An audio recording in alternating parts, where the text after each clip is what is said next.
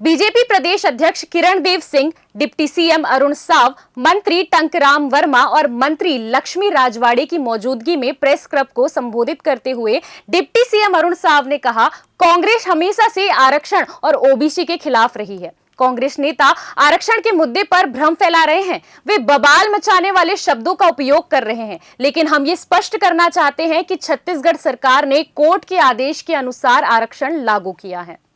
Deputy CM Arun Sao ने कहा कि नगर निगम और नगर पालिका संशोधन के आधार पर अधिनियम में संशोधन हुआ है। जब SC/ST की सीटें 50% से कम होती हैं तो ओबीसी को आरक्षण मिलना जरूरी हो जाता है। ये प्रक्रिया पूरी तरह से कानूनी और संवैधानिक है। डिप्टी सीएम अरुण साव ने कांग्रेस पर आरोप लगाते हुए कहा कि वे आरक्षण को लेकर भ्रमित करने की कोशिश कर रहे हैं। बीजेपी ने अपनी स्थिति स्पष्ट करते हुए कहा है कि छत्तीसगढ़ सरकार ने कोर्ट के आदेश के आधार पर आरक्षण लागू किया है।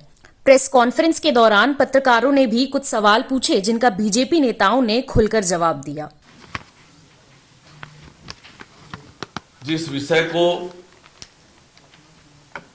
लेकर कांग्रेस पार्टी ने अपनी राजनीति की जो परंपरा है उसका निर्वहन कर रही है। कांग्रेस पार्टी हमेशा से आरक्षण की विरोधी रही है, अन्य पिछड़ा वर्ग की विरोधी रही है। ये पूरा इतिहास बताता है। पिछले 2-3 दिनों से जिस प्रकार से कांग्रेस के नेता आरक्षण को लेकर भ्रम पैदा कर रहे हैं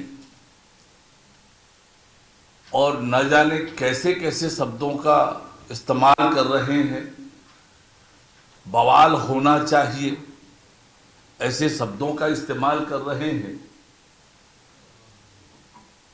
तो ये कांग्रेस की जो परंपरा रही है उसी का ये निर्वहन ये कर रहे हैं। उस विषय पर जो संवैधानिक और कानूनी स्थिति है वो आप सबके सामने स्पष्ट करने के लिए हम आपके सामने प्रस्तुत हुए हैं।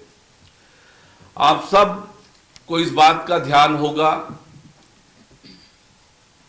कि देश के संविधान ने 73वां और 74वां संविधान संशोधन करके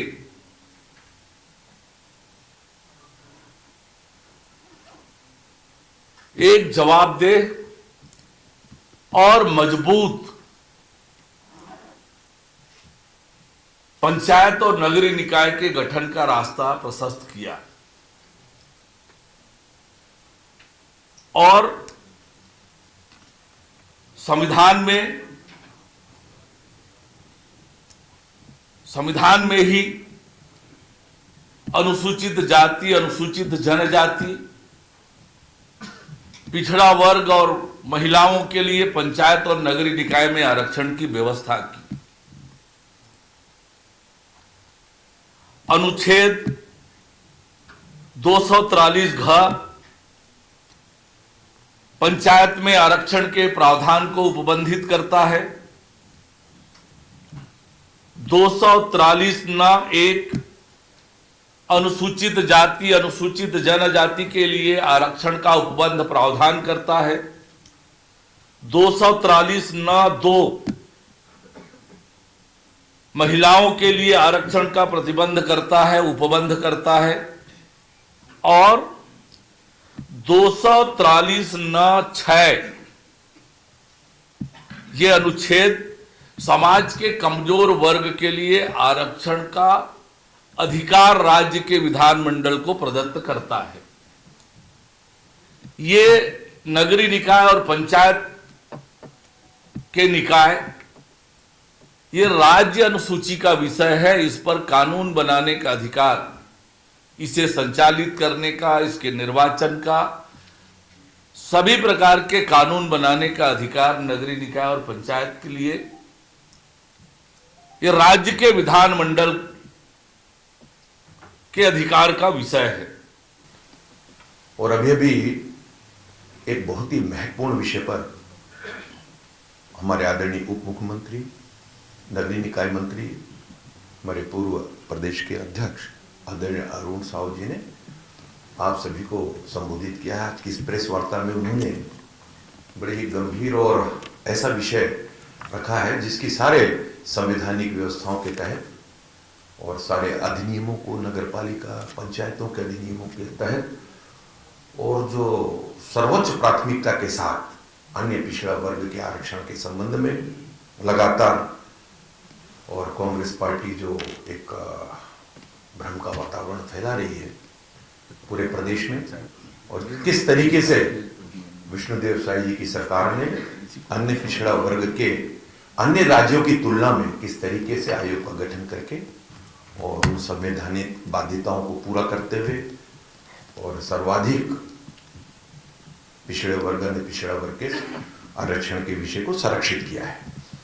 जहां तक भारतीय जनता पार्टी के विषय की बात है, मैं आपके सामने ये स्पष्ट कर दूं, हम लोगों ने पिछले महत्वपूर्ण बैठक में भी इस बात को मैंने कहा था कि पिछले बार के आरक्षण के तहत भी अन्य पिछड़ा वर्ग का जो आरक्षण है, और किसी भी प्रकार से भारतीय जनता पार्टी अन्य पिछड़ा वर्ग के आरक्षण में हितों को उनकी किसी प्रकार का भी हानि नहीं होने देगी, बल्कि हम सर्वोच्च प्राथमिकता के साथ और हमारे आंतरिक जो व्यवस्था है उसके तहत, कई जगह ऐसा होता है कि अनारक्षित सीट से कोई भी लड़ सकता है, तो उस पर भी हम निश्चित रूप से उसकी तुलना में कहीं अधिक और इसको प्रावधानित करेंगे और उनके हितों को कहीं भी हानि नहीं पहुंचने देंगे। अन्य पिछड़ा वर्ग के भारतीय जनता पार्टी का शुरू से मानना रहा है कि छत्तीसगढ़ में हमारे सभी समाज और सभी वर्गों की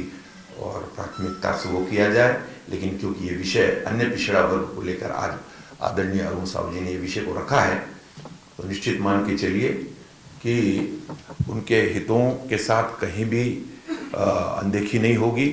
हम प्रतिबद्धता के साथ, वचनबद्धता के साथ भारतीय जनता पार्टी उन सभी रोस्टरों पर जहां पर अनारक्षित सीट है, जहां पर ऐसा लगता है कि शेड्यूल एरियाज की बात आपने कही है, नगर निगम में तो 100% बहुत अच्छे से उनको अन्य पिछड़ा वर्ग का है। पंचायतों के क्षेत्र में भी जिला पंचायत अध्यक्षों के उसमें जो बचे हुए अनुसूचित जनजाति, अनुसूचित जाति क्षेत्र के अतिरिक्त निश्चित रूप से भारतीय जनता पार्टी अपने आंतरिक व्यवस्था के अंतर्गत और प्राथमिकता के साथ और अन्य पिछड़ा वर्ग के हितों को सुरक्षित रखेगी।